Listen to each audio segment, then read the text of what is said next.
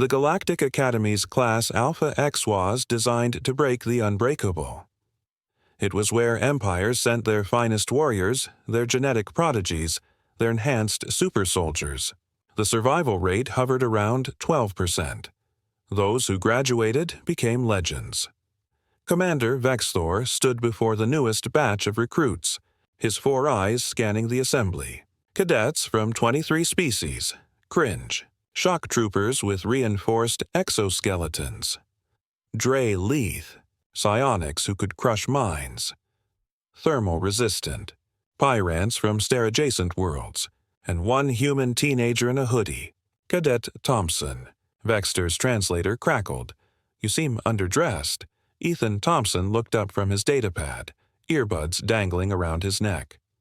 "Sorry, Commander. Didn't know there was a dress code." A ripple of chittering laughter spread through the alien cadetses. The human looked soft. Average height, no visible augmentations, no warrior markings. He'd probably wash out in the first trial. The first trial was atmospheric adaptation.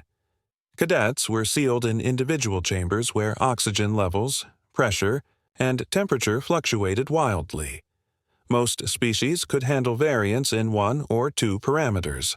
Alpha X demanded adaptation to all 3 simultaneously. The Kryn warrior collapsed after 8 minutes, his respiratory system failing. The Drillith lasted 12 before neural hemorrhaging forced evacuation. One by one, emergency extraction protocols activated. Ethan sat cross-legged in his chamber, eyes closed, breathing steady. 20 minutes, 30. The environmental controls pushed to extremes that should have liquefied his organs. He yawned. Minutes later, Vexor manually ended the trial. Ethan emerged, scrolling through his datapad. "Are we done?" I was in the middle of a podcast. The second trial was combat endurance. Neural inhibitors prevented lethal force, but pain was real. Cadets faced wave after wave of combat drones programmed with fighting styles from across the galaxy. The Pyron cadet, built like a living furnace, lasted 18 waves before collapsing. The record holder, a cyborg from the Nexus Collective, had reached wave 23. Ethan dodged rather than blocked. He moved with unsettling efficiency, never where the drones expected. No wasted motion, no fancy techniques, just practical violence learned from a childhood of human sports and schoolyard evolution. Wave 30, 40, 50. Is this supposed to get harder? Ethan called out, ducking under plasma staff. Vexthor checked the settings. Maximum difficulty. The drones were operating at 300% standard parameters. How is he not tired? Endurance predator physiology. The Academy's xenobiologist whispered, pulling up human data. Their species evolved to chase prey across continents. They don't stop. They just don't stop. The third trial broke most cadets mentally. Sensory deprivation combined with psychological warfare. Simulated scenarios designed to shatter resolve. Cadets faced their deepest fears, their greatest failures, their darkest memories. Ethan emerged after 6 hours, the longest anyone had ever endured, looking mildly annoyed. "Your AI needs better material. I've had worse anxiety dreams about forgetting my locker combination." By day 7, 39 cadets had washed out. By day 14, 45, only Ethan and a Crinpro prodigy named Calfax remained.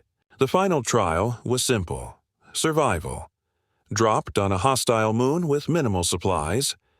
Reached the extraction point 50 kilometers away within 72 hours. Calfax was genetically engineered for combat. Feat of armored muscle and predatory instinct. He crashed through the alien jungle like a living tank. Ethan walked. Just walked. He identified edible plants using basic pattern recognition. Set snares using shoelaces. Found water by observing insect behavior. When nocturnal predators approached, he climbed trees and waited them out with the patience of someone who'd grown up bored in suburban sprawl. Calfax arrived at extraction after 68 hours, exhausted and wounded, but triumphant. He'd conquered the moon through sheer force. Ethan arrived 20 minutes later, eating some kind of fruit, his hoodie tied around his waist. He wasn't even breathing hard. "How?" Calfex demanded. "How are you not dead?" Ethan shrugged. "Dude, my mom made me do yard work in July back in Texas. Compared to that, this was basically summer camp." Commander Vextor reviewed the data for the 10th time. Every measurement confirmed it. The human hadn't just survived Class Alpha X, he'd found it easy. "Tell me, Cadet Thompson," Vextor asked during the graduation ceremony, a ceremony of one. "What do you consider difficult?" Ethan thought for a moment. Calculus.